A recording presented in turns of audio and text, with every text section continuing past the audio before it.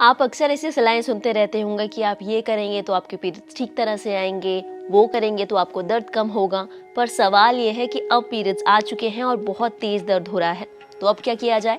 चलिए हम आपको बताते हैं। हेलो दोस्तों, एनबीटी लाइव देख रहे हैं आप और मैं हूं आपकी हेल्थ कोच प्रीति। आज आपको बताने वाली हूं कुछ ऐसी हल्की फुल्की एक्सरसाइजेस के बारे में जो आपको पीरियड्स के दर्द से राहत दिलाएंगी। वीडियो शुरू करने से पहले आपको ये जान लेना चाहिए कि आपके पीरियड्स के दिन पिछले बिताए हुए महीनों पर डिपेंड करते हैं। आपने कितना वर्कआउट किया, आपने क्या खाया, कितना खाया और कितनी नींद ली, इन सभी बातों पर आपके ये दिन डिपेंड करते हैं। इसीलिए बहुत ज़रूरी होता है कि आप एक शेड्यूल बनाएं और उसको फॉलो करें ताकि आपके पीरियड्स के दिन आसान हो जाए। आपको पीरियड्स के दौरान दर्द कम हो, इसके लिए बहुत ज़रूरी है कि आप एक अच्छी डाइट लें। ऐसी डाइट जिसमें भरपूर कैल्शियम और आयरन शामिल हो। इसी के साथ अपना वर्कआउट कभी मिस ना करें। आप किसी भी तरीके का वर्कआउट कर सकते हैं, लेकिन कोशिश करें कि आप इसे अपने रूटीन में ज़रूर शामिल करें। यह आपकी बॉडी के ब्लड फ्लो को बेहतर बनाएगा, साथ ही साथ आपकी बॉडी की स्टिफनेस को भी दूर करेगा। इसके अलावा भरपूर नींद लीजिए, कम से कम 8 से 9 घंटे की, और कोशिश करें कि आप स्ट्रेस फ्री लाइफ जिएं। छोटी छोटी बातों पर चिढ़ना और गुस्सा होना छोड़ दें। ट्राई करें कि आप दिन में कुछ देर के लिए मेडिटेशन कर सकें। इसी के साथ योग के कुछ इजी स्ट्रेचेस भी आपकी मदद कर सकते हैं, जो हम इस वीडियो में आपको सिखाने जा रहे हैं। क्योंकि आपको इस दौरान दर्द बहुत ज़्यादा हो रहा होगा, इसके लिए बहुत ज़रूरी है कि आप कोई भी स्ट्रेच करें उसे कुशन्स या फिर पिलो के साथ करें। एक पिलो हम लगाएंगे सिर के लिए, दूसरा बैक के लिए। बहुत से लोगों को इस दौरान लोअर बैक में पेन होता है, ऐसे में कुशन्स आपको बहुत ही ज़्यादा कोजी फील कराएंगे। सो पहला पोज हम जो करने जा रहे हैं वो है बद्ध कोणासन, और उसे हम लेटे हुए करेंगे। इसे रिक्लाइन बद्ध कोणासन भी कहा जाता है। तो कुशन्स की प्लेसिंग आप देख सकते हैं। 2 कुशन हमने रखे हैं सिर और कमर के लिए, और 2 कुशन्स हमने दबाए हैं अपने घुटनों के नीचे। अगर आप अब भी कंफर्टेबल महसूस नहीं कर रहे तो आप घुटनों के नीचे और भी कुशन्स लगा सकते हैं। गुड टू गो।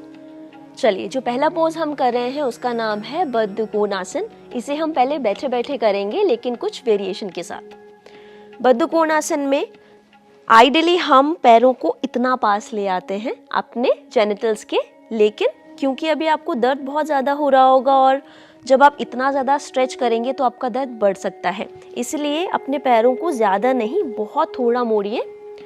दोनों हाथों को इस तरीके से फिंगर्स लॉक करके आप अपने पैरों के नीचे रख लीजिए।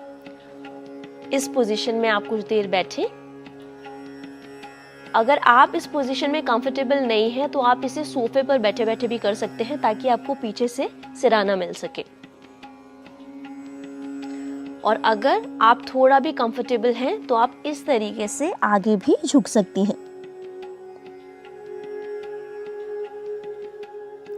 अगर आपके लिए ये स्ट्रेच अभी भी डिफिकल्ट हो रहा है तो आप पैरों के ऊपर कुछ कुशन्स या पिलो रख सकते हैं और उसके बाद यहाँ आराम कर सकते हैं।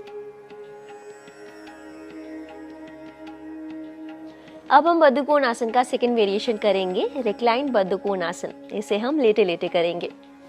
तो बहुत ही आराम से अपनी पीठ के बल लेट जाइए। इसे बहुत आराम से करना है आपको, क्योंकि मैं नहीं चाहती कि आपका दर्द और ज़्यादा बढ़ जाए। ठीक है, घुटनों के नीचे पिलो आप दबा कर रखेंगे और अब अपने हाथों को थाइस पर रखकर कुछ देर इस पोजीशन में आराम करें।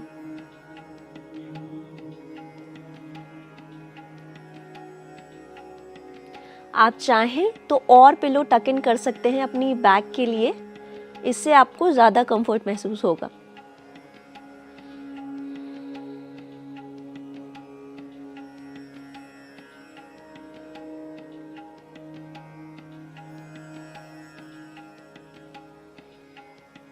अच्छा, रेक्लाइन बद्ध कोणासन करते समय आप बेली ब्रीदिंग भी कर सकते हैं। बेली ब्रीदिंग करने के आपको बहुत सारे फायदे मिलते हैं, खासकर पीरियड्स के दौरान जब हमारे शरीर में बहुत ही ज़्यादा ऑक्सीजन का लेवल कम हो जाता है। इस वजह से भी बहुत लोगों को दर्द महसूस होता है। जब आप बेली ब्रीदिंग करते हैं तो आपके शरीर में भरपूर ऑक्सीजन पहुंचती है और आपके शरीर को एनर्जी मिलती है। इससे आपका दर्द बहुत हद तक कम हो जाता है।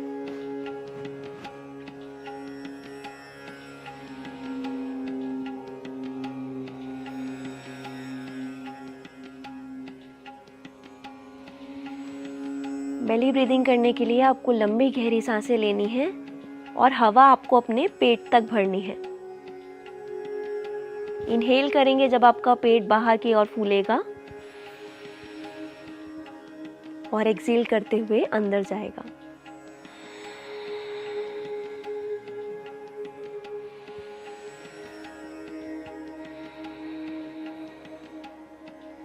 रिलैक्स। तो सेकंड स्ट्रेच हम करेंगे विपरीत करनी के साथ में। इसके लिए आप अपने सिर के नीचे और कमर के नीचे तकिया लगा सकते हैं, आपके कंफर्ट स्टेटस पे डिपेंड करता है। इसके बाद इस तरीके से घूम जाइए, पिलो एडजस्ट कीजिए और अपने पैरों को इस तरह दीवार पर टिका लीजिए। वैसे विपरीत करने में हम अपने पैरों को दीवार के बहुत पास लेकर जाते हैं, लेकिन इस समय आपको दर्द हो रहा होगा तो आप इसे ज़्यादा एडवांस लेवल पर करने की कोशिश ना करें। जितना आपसे कंफर्टेबली हो सके उतना ही करें। और इस पोज में कुछ देर डीप ब्रीदिंग करें। अमन, बाल खराब आ रहे ना?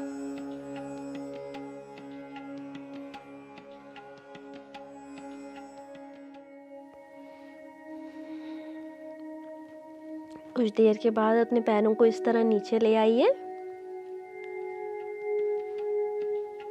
और फिर से शुरू कीजिए।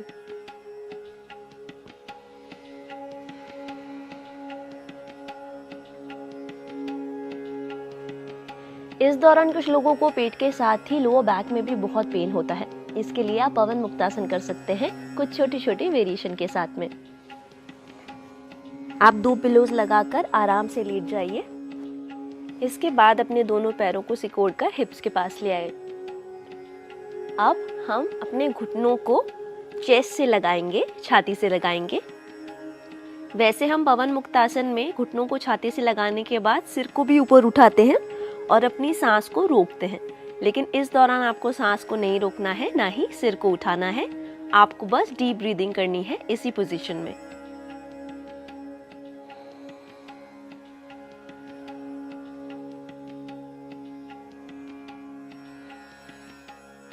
अगर आपको ये आसान लगता है तो आप इस तरह अपनी लेग्स को हग भी कर सकते हैं।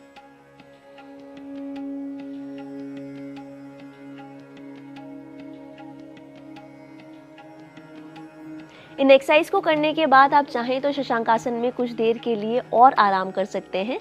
इससे आपको फायदा मिल सकता है, लेकिन आपका कंफर्टेबल रहना बहुत ज़रूरी है। इसके लिए आप अपने पैरों को चाहें तो इस तरह से थोड़ा फैला सकते हैं। वज्रासन में बैठे बैठे रहने से आपकी जो लोअर बॉडी है उसमें स्टिफनेस हो सकती है और दर्द हो सकता है, क्योंकि जो आपका ब्लड सर्कुलेशन है वो ब्लॉक हो जाता है। तो शशांकासन में वज्रासन में बैठने के बाद या फिर अपने पैरों को इस तरीके से खोलने के बाद इनहेल करें और एक्सहेल करते हुए नीचे की ओर झुक जाएं।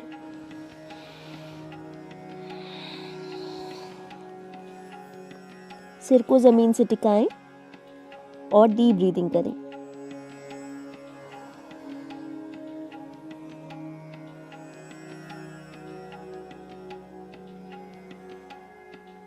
दोस्तों, जितने भी आसन और उनके वेरिएशन मैंने आपको बताएं, उसमें एक रूल अप्लाई होता है और वो है कि आप उसे कितना कर सकते हैं। हो सकता है कि कोई वेरिएशन आपको सूट कर रहा हो और कोई वेरिएशन आपको सूट नहीं करे। अगर आपको ऐसा लग रहा है कि आपका दर्द उस वेरिएशन से ज़्यादा बढ़ रहा है तो तुरंत रुक जाएं, उस वेरिएशन को ना करें। आप दूसरा वेरिएशन ट्राई कर सकते हैं जिसमें आपको सबसे बेहतर महसूस हो, जिसमें आपको सबसे ज़्यादा आराम आए। उस वेरिएशन में कुछ देर रहकर आप आराम करें, आपको फ़ायदा ज़रूर मिलेगा।